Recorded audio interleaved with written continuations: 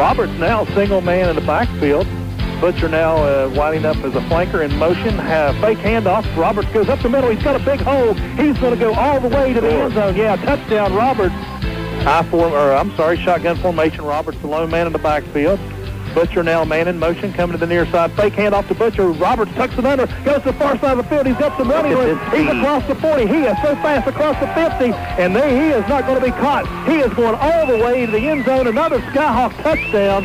A 77-yard run by Jordan Roberts. Butcher now winding up as a flanker in motion. Fake handoff. Roberts goes up the middle. He's got a big hole. He's going to go all the way to the end zone. Yeah, touchdown, Roberts. The ball is teed up, and we're ready to go as the Tigers come up and kick it away. Nice kick, a little end-over-end kick, and takes a bounce. Roberts picks it up around the 10. He's coming to the near side of the field across the 15, across the 20 to the 25. He's got some running room. He's across the 40. He's up to the 50. He's still on his feet, and he is almost brought down, and he breaks another tackle, and he's still on his feet. He breaks another tackle, and he's still spinning. He's still going. I can't believe it. Right. If he can get by one more, he finally goes out of bounds at the 7-yard line. What a run by Roberts. Shotgun formation. Bishop back beside of Roberts. Roberts waiting on the count. Play clock down to 4. Roberts tucks it under. He goes straight up the middle. He finds a little running room across the 40. He spins across to the 45-yard line, and that's going to be a 9 yards. Breaks the state record for carries for yardage by a high school running back. Great job. Congratulations to Roberts on that carry.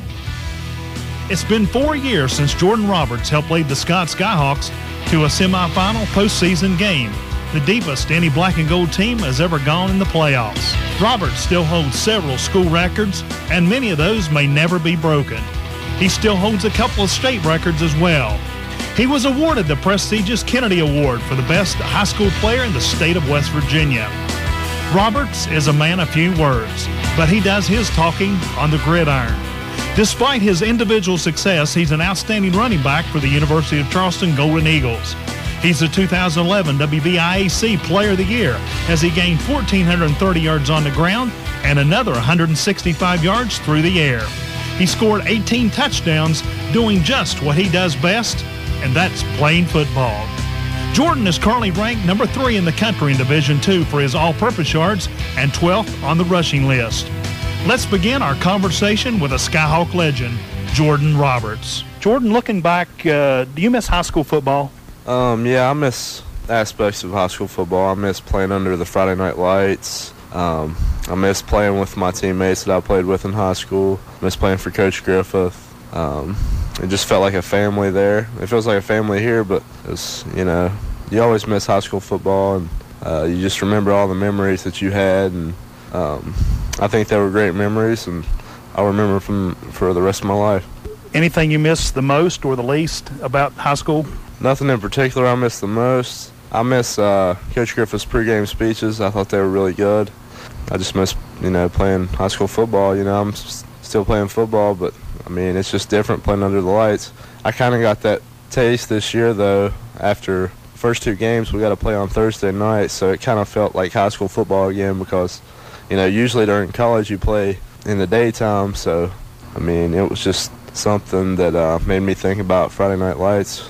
What's your most memorable experience playing black? Probably beating Berkeley Springs and having 8 touchdowns. That's the most memorable because it was the second round of the playoffs. We went further than we've ever been, which is we advanced to the 3rd round and played Bluefield after that game, and that was something that the football program, we carried it to a place it's never been, and I had a really good day, and I just thought that was an awesome day. With all the success you had at Scott, then you made the transition to WVU. How tough was that to adapt, going from high school to college? Really, as far as working out wise, it wasn't much of an adaptation because I felt like in high school we might have even worked out hard more than we do in college. But as far as meetings and playbook and showing up to meetings all the time and everything and being on schedule, which I was in high school, but it was just, we had like an itinerary and everything here. It was just a little bit different. Played with a lot of different players from other states, countries. It was just a different experience. You garnered a lot of attention your freshman year in the blue-gold game, and then with the long touchdown run against the #1 defense. And then after you moved up that depth chart, things started going south. Can you tell us what happened? Where did it go from there?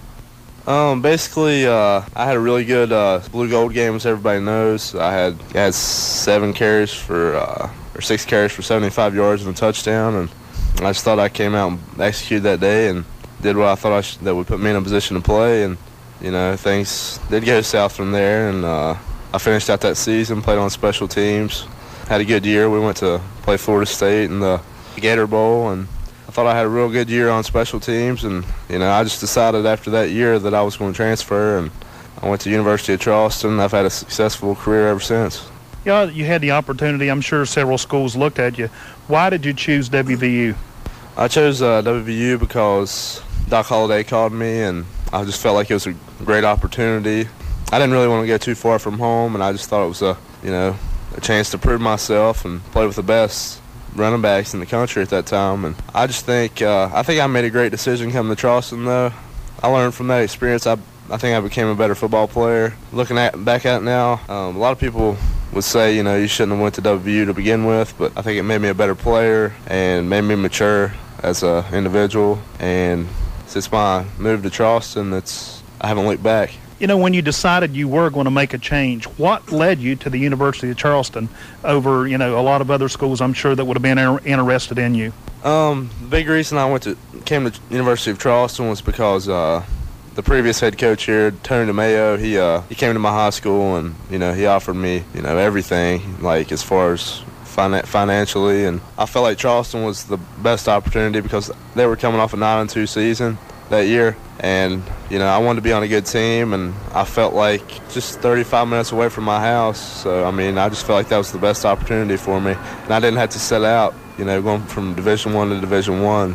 I didn't want to sit out a year because I'm pretty impatient when it comes to playing football, and that's another reason I probably left West Virginia, was because I was impatient waiting to play running back. I was wanting to play right away, and I felt like I could have been playing right away, and that's another reason that I went to Charleston. And you and your team are having a successful year. What are your and your team's goals to finish out this season? As a team, our goals are to win the next 3 games. If we win the next 3 games, we're guaranteed a playoff spot. Right now we're 7-1.